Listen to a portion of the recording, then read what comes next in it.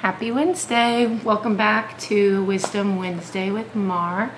I am excited this month to be sharing more about my grief and my personal journey, with this month being National Suicide Prevention Month, and today's actually National Suicide Prevention Day, September 10th. I want to share that my mother died by suicide in 2023 October, so coming up next month. So this month and these past 2 years, I've really been working through grief, and these weekly check-ins have been so helpful for me to verbalize some of the things I've been going through. So today I'm going to start, like I always do, with a passage from the Pivot Year, and then I'm going to move on to a passage from the Pretty Painful Grief Letters. You can find both of these on Amazon. They're incredible books by incredible authors, so I can't recommend them enough. So with that being said, I will begin with the Pivot Year,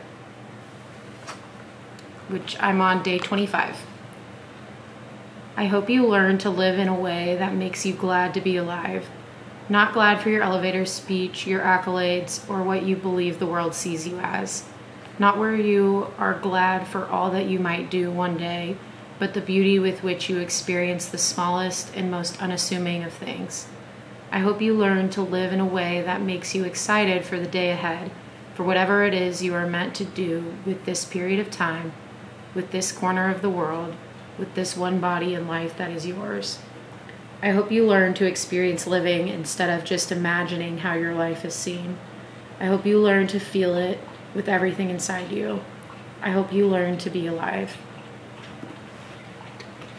I love this passage just because it speaks to me in a way about putting masks on and living my life for other people or other ways to get the things that I think I want for my future, versus enjoying the small things like my dog in the background drinking his water. So that being said, I will move on to our second part, the Pretty Painful Grief Letters. So this one's a tough one for me, but I think I'm going to be able to get through it. My life is now divided into two parts, before and after. There's the life I lived before the call, before the silence, before the hospital room or the unanswered text, or the scream that came from somewhere I didn't know existed inside me. Before the broken heart and the soul that still hasn't quite fit itself back together. Before I was whole in ways I didn't even understand. And then there's after. After is quieter, but not in a peaceful way. It's heavier and indefinitely more painful. After is full of invisible weights and empty spaces. It's the birthdays that come and go. The good news with no one to call. The ordinary days that suddenly turn unbearable with the sting of a memory.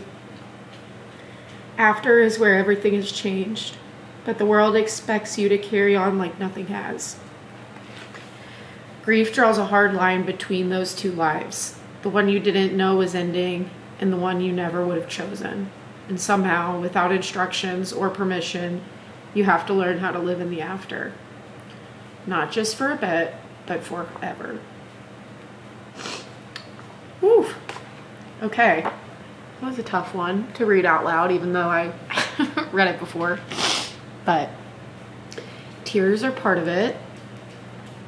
And someone once told me that it would be weird if I didn't cry. I've always been an emotional person, so I am trying to embrace the tears.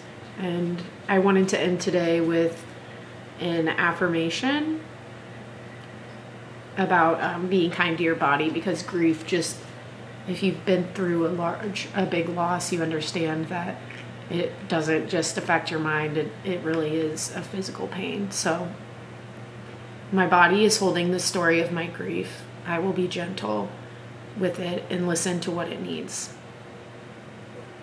Okay? I appreciate you all again please comment and share. I also started a YouTube channel putting these on YouTube. So it's the same handle as on Instagram at Wandering Velmar. And the link is in my bio. Okay, I love you all. LYVVM. Mwah.